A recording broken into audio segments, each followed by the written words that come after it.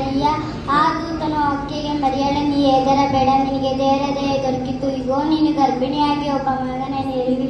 ಆತನಿಗೆ ಯೇಸು ಎಂದು ಹೆಸರಿಡಬೇಕು. ಲೂಕ 1:30-31. Hallelujah. ಸಂದೇಶದಿಂದ ಹೇಮ, ನಿನ್ನ ಮೇಲೆ ಪವಿತ್ರಾತ್ಮ ಬರೋದು, ಪರಾತ್ಮ ಶಕ್ತಿ ನರಲು ನಿನ್ನ ಮೇಲೆ ಬೀಳುವುದು. ಆದ್ದರಿಂದ ಹುಟ್ಟುವ ಪವಿತ್ರ ಶಿಶು ದೇವರ ಮಗ ಎನಿಸಿದರು. ಲೂಕ 1:35.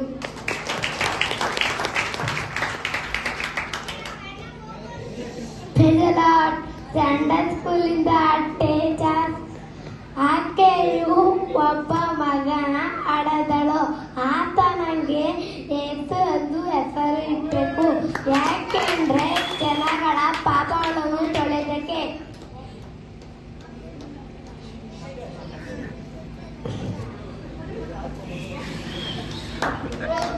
ಎಲ್ಲರಿಗೂ ಪ್ರೈಸ್ ದಿ ಲಾರ್ಡ್. ಸಂಡೇ ಕ್ಲಾಸ್ನಿಂದ ಅರ್ಜುನ್.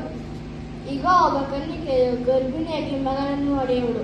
ಆತನಿಗೆ ಇಮ್ಮಾನುವೇಲ್ ಎಂದು ಹೆಸರನ್ನು ಇಡುವಳು ಎಂಬುದು ದೇವರು ನಮ್ಮ ಕೂಡ ಇದ್ದಾನಿದು ಈ ಹೆಸರಿನ ಅರ್ಥ.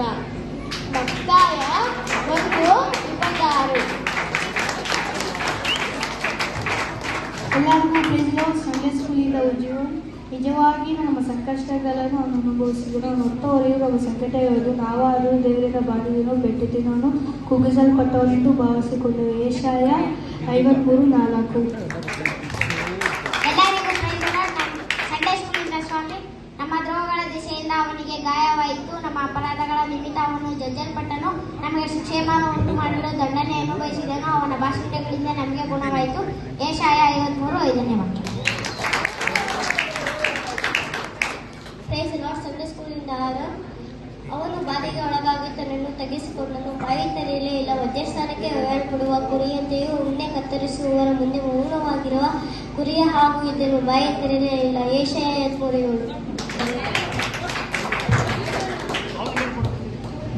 ಯೇಸುವ ಅಂತ